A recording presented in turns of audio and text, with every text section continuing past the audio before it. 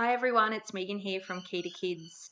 In a couple of weeks, I'm going to be running a workshop at the Redland Centre for Women, and it's called Siblings Without Rivalry. And the inspiration for this is actually from the book by Adele Faber and Elaine Maislish called Siblings Without Rivalry.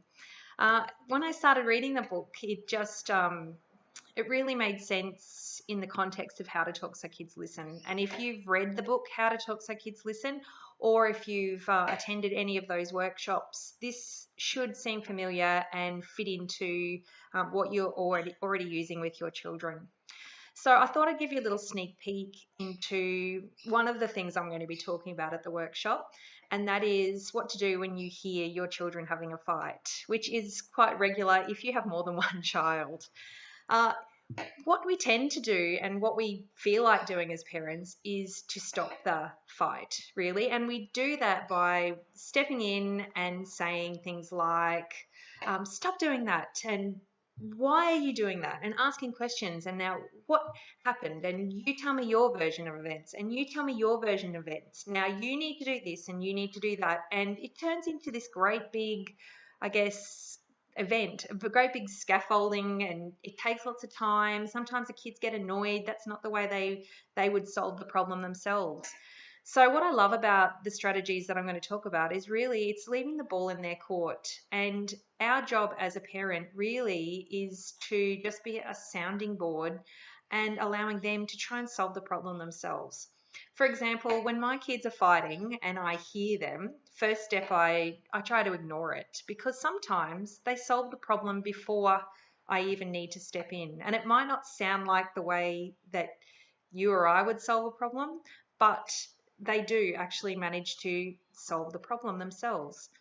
Sometimes if it keeps going, I feel like, okay, I need to intervene here, or I can hear something that I don't really like, so I'm going to step in. And one thing that I would do in that situation is that I would describe. So I could either describe what I see, describe what I hear, or if it's really affecting me personally, I might describe how I feel. But I would put most of the emphasis on what I see and what I hear. So, for example, if I'm downstairs and I can hear screaming happening upstairs and it doesn't seem to resolve itself, I might say something like, "I hear fighting," and in a tone that basically sounds like I have heard what's going on and acknowledging that there is a problem there. Sometimes that will make my kids go, "Oh, geez, mum's heard," and kind of try and sort the problem out a little bit quicker. Sometimes I might need to add a little bit more information, and it might be something like, "I can see Maggie is feeling really upset," or "Something that's happened here has made Joe really angry." So I'm not actually commenting on what the fight's about, or I'm not giving my advice on how to solve the problem.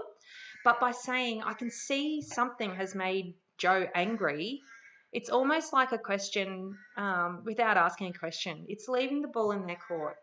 So what might happen is they might go, "Yeah," and go on to explain what the problem is.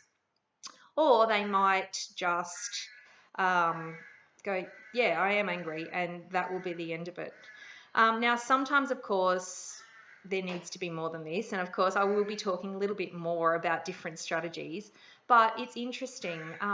Often kids can resolve their problems without us intervening. And it's funny, in my teaching career, I have also seen kids do this. They come over and they tell me these big stories. "He did this and he did that, and I said this and he said that."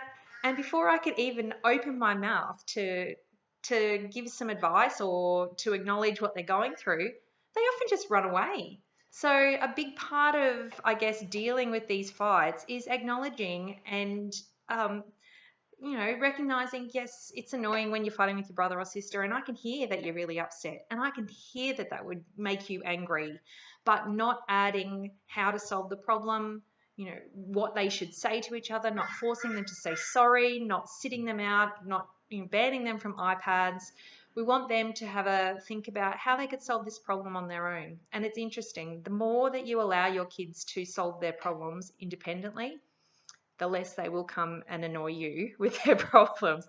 My kids are now at the point where they don't come and ask me to solve their problems because they know I'll go, sounds like you've got a problem, and let them go and resolve it themselves.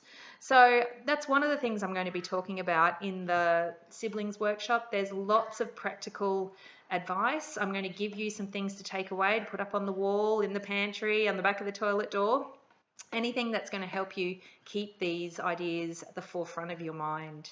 It should be really worthwhile. It's on the 8th of February at the Redland Centre for Women, and it costs $20, and you can book via my website. So I hope to see you there, and yeah, happy sibling wrangling. See you next time.